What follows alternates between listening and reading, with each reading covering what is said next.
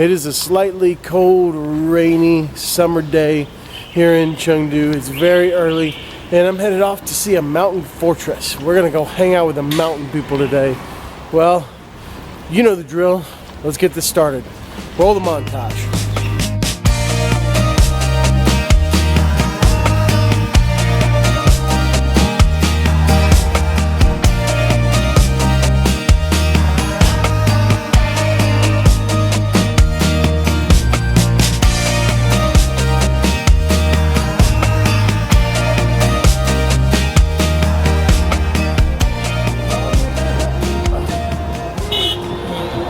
All right, off the bus and somewhere new.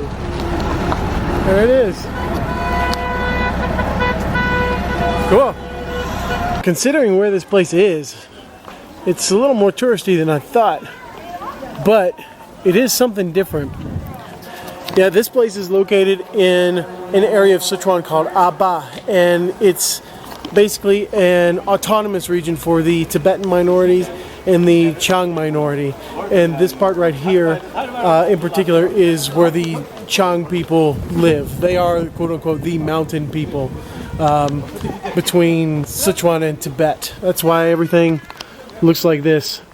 Houses all made of stone instead of, you know, brick and mortar and concrete and all that stuff, just like you would get in Chengdu. Once you get out of Chengdu, the change in the landscape as well as the culture is remarkable. Once you get just north of Dujiangyan, you start getting up into the mountains, and once you get around Wenchuan, the landscape starts to get a little bit more arid. It's a little drier. You get into almost a high desert climate, and then that is where the Qiang people are living.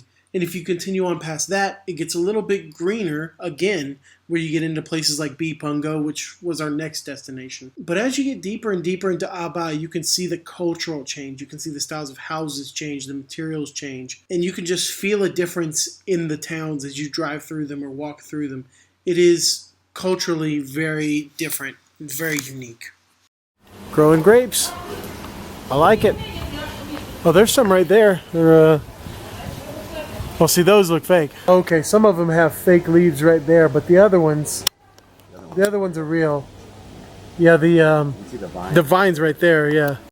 And when you get there, upon first glance, it is super disappointing because there are a lot of people. It's super touristy. Everything is brand new. But then once you kind of walk through everything, you realize, oh, there's another part. You pay a small entrance fee, and then you get to go actually up into the mountain and into the real, the local, the authentic, the historic stone village. That is where things get interesting.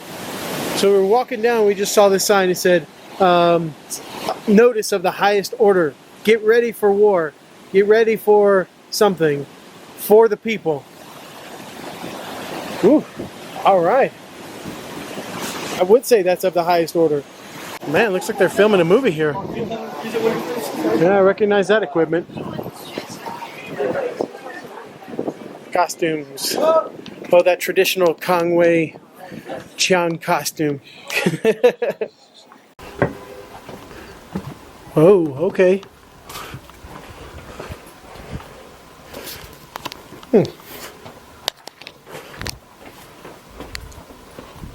I'm guessing these were houses. It's cold. Underpass. Oh, it's a freaking complex.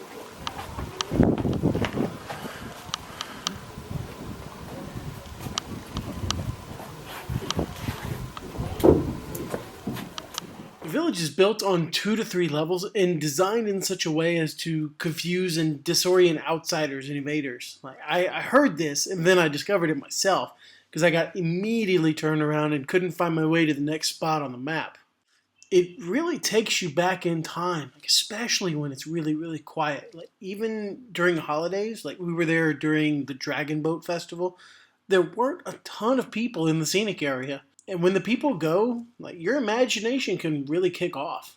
This ancient town, although it's kind of been made into an attraction and retrofitted with some modern conveniences, like you can still see that some of the local Qiang people do actually still live there. It's an ancient town that's kept a few residents. It lets you see the original town, mostly as it was, And it hasn't torn down the whole thing and replaced it with malls, shopping streets like it has in Chongqing and Chengdu and, well, pretty much every other ancient town I've been to. It's a place you can overlook and still imagine what it must have been like in times past. And that ability, plus the ability to see something different, learn more about this country, and unplug from work in the city, all of those make the trip totally worth it. And with that, I think I'm going to leave it there. Thank you all very much for watching. I'll see you all next time.